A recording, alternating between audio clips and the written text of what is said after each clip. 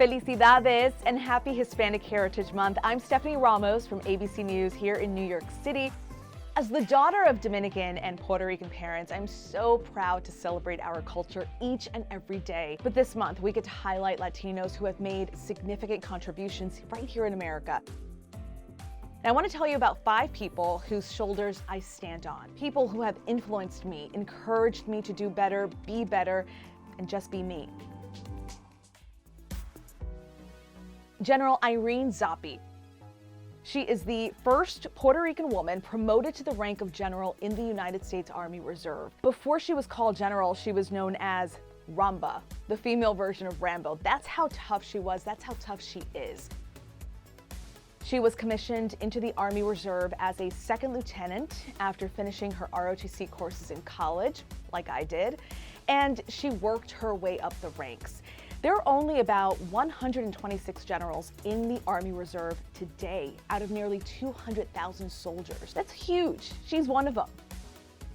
When I met General Zoppi, she had just been promoted and assigned as Deputy Commanding General for a military police command, the largest military organization in the Department of Defense. She served at every level of military leadership to get to where she is today. She speaks 5 languages, has a PhD plus 3 master's degrees. On top of all of that, she's a mother and a wife, and took the time to talk to me about our careers. I've always seen a lot of similarities between us. I've been in the Army Reserve for 18 years. I will never forget the time she spent with me, teaching me that you can have it all. It may be really difficult balancing 2 careers and a family, but she's shown me and continues to show me it's possible.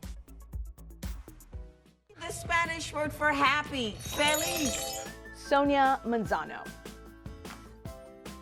Sonia from Sesame Street was one of the first Latinas I saw on TV. One of the first women on TV that I saw was brown.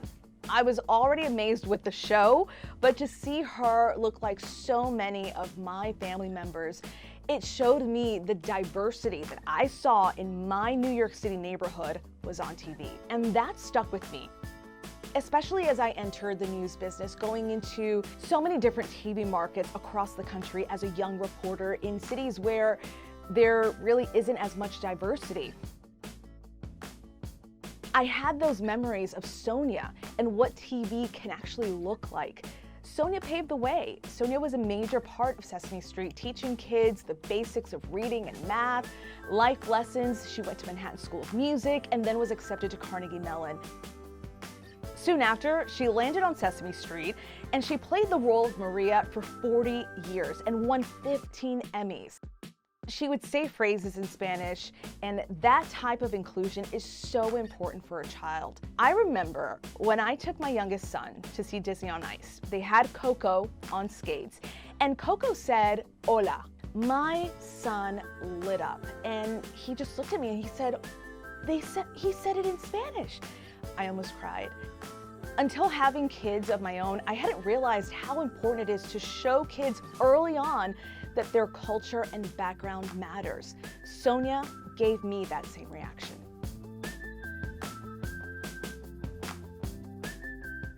Tom Llamas.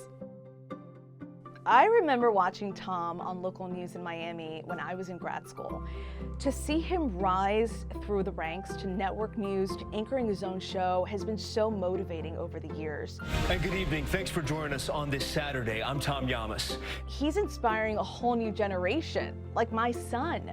I've brought him to work with me a number of times, and Tom definitely made an impression on him. He now crafts his own news reports and tosses to Tom. Tom has been so supportive of me since I started here at ABC, offering advice, mentorship, and a few laughs when, let's say, I'm in the makeup chair and he shows up for his turn. But he is such a respected journalist. Whenever he's on a story, he asks the right questions. I admire the way he's covered so many difficult stories. He's just genuinely interested and concerned about what he's reporting. I'm honored to work with him here at ABC and to see him continue to succeed without losing sight of where he came from, the son of Cuban immigrants. It's a beautiful thing and very encouraging. So when I had you, I I swore I would never let anything come between us. Lisa Vidal is an actress. She's got a whole lot of spice, which I love. And most recently, she was on ABC's Baker and the Beauty and BET's Being Mary Jane. I've admired her work for years, but also her will and determination to be seen. She really made her mark on TV at a time when you didn't see many Latinas on TV, or in movies, or in the theater. And when you did, they weren't portrayed as strong, independent, successful women. Instead, stereotypes were glorified. Over the years, she's torn those stereotypes down. She's diversified so many roles.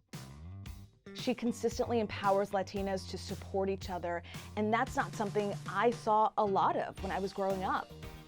But it's taught me that it is on us to show that support and just be proud of who we are, where we've come from, and she's taught me that.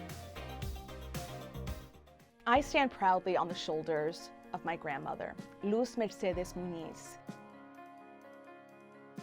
She was born and raised in the Dominican Republic. She was active in her community and politics from a young age. She was the executive director of a feminist political group in the Dominican Republic, and she always had a passion for education.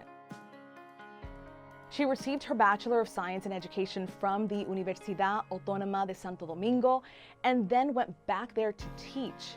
She later served as a principal of a K-12 school. She got married, had 2 kids, and in the midst of the Dominican Civil War of 1965, she was faced with a really difficult decision. She sent her 2 kids, my mom and uncle, to New York City to protect them from the war. As a mom, I can only imagine that had to be the most difficult decision of her life. But she was a strong woman. Years later, it all worked out. I came along and would travel to the Dominican Republic to spend time with my grandmother, and that's where I really developed a love for the culture. Waking up to a mango breakfast with salchichon and eggs, it's what I remember. And eventually my mother brought my grandmother to the States where they became US citizens. I think about her a lot now when I'm cooking meals for my family, similar to what she would make for me, all the lessons she taught me. I wish she was around to see the family I've created, but I know she'd be proud. I am forever grateful for her love, her jokes, her support, and advice she gave me all those years. Gracias, mamá. There are so many of us who are doing so many great things in this wonderful country that we love so much, and we have this culture that we love so much as well. So I think it's important, not just this month, but every month, that we celebrate everyone. We celebrate Latinos, we celebrate people from different cultures, and acknowledge the work and the effort that they've put into their successes in this country.